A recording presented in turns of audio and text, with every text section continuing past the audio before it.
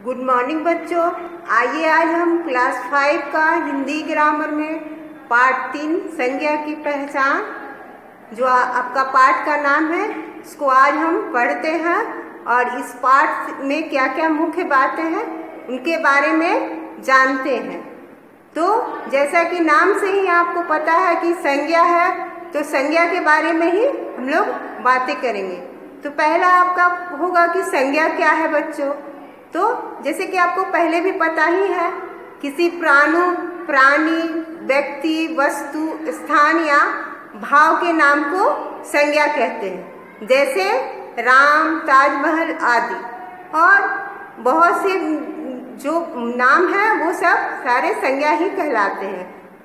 संज्ञा के भेद, तो बच्चों संज्ञा के 3 भेद हैं।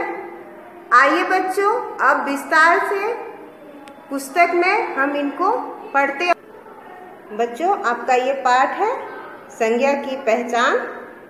अभी मैंने आपको बोर्ड पे कुछ इम्पोर्टेंट बातें, मुख्य बातें इसके बताई है। आइए मैं इस बुक में आपको दिखाती हूँ। किसी प्राणी, व्यक्ति, वस्तु, स्थान या भाव का नाम संज्ञा कहलाता है। जैसे देखिए बच्चों, प्राणियों के नाम दीपक, सारिका, बहन, भाई। वस्तुओं के नाम फोन, टेलीविज़न। स्थानों के नाम लखनऊ, गुड़गांव इत्यादि। भावों के नाम हैरानी और कठिनाई। आइए बच्चों अब संज्ञा के भेदों के बारे में पढ़ते हैं। संज्ञा के भेद, बच्चों जानते हैं कि संज्ञा के कितने भेद हैं। तो संज्ञा के 3 भेद होते हैं। पहला व्यक्तिवाचक संज्ञा, दूसरा है जातिवाचक संज्ञा और तीसरा है आपका भाववाचक संज्ञा। आइए बच्चों जानते हैं कि आपका व्यक्तिवाचक संज्ञा क्या है। जो संज्ञा शब्द किसी व्यक्ति, प्राणी, वस्तु या स्थान का बोध कराता हो वह व्यक्तिवाचक संज्ञा कहलाता है। देखिए बच्चों इसके उदाहरण भी हैं, जैसे मोहन, पीटर, शबनम, रिजवान। जो विशेष है वही व्यक्तिवाचक संज्ञा है।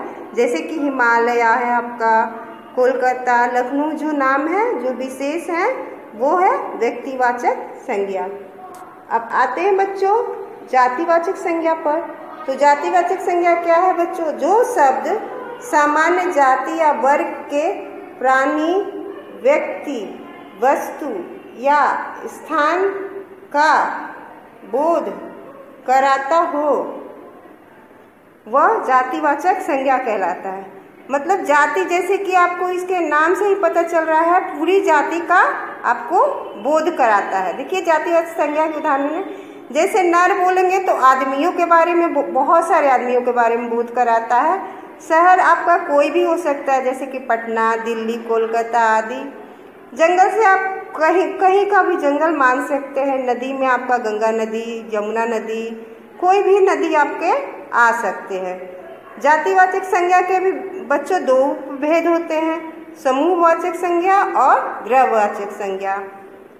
समूहों का नाम बताने वाले शब्द को समूहवाचक संज्ञा कहते हैं। जैसे देखिए गुलदस्ता में बहुत सारा फूल लगा होता है, भीड़ में बहुत सारे आदमी होते हैं।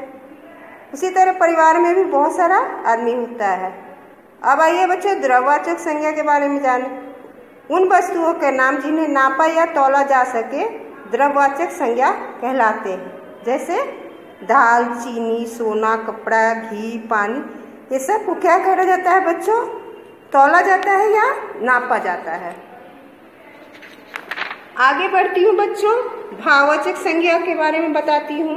जो संज्ञा शब्द किसी भाव के नाम का बोध कराता हो वह भाववाचक संज्ञा कहलाता है।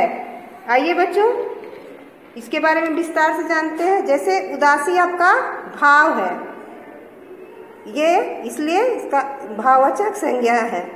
देखिए बच्चों कुछ शब्द है उससे आपको भाववाचक संज्ञा भी बनाना है। तो ये देखिए जैसे कायर का कायरता, मानव का मानवता, मित्र का मित्रता।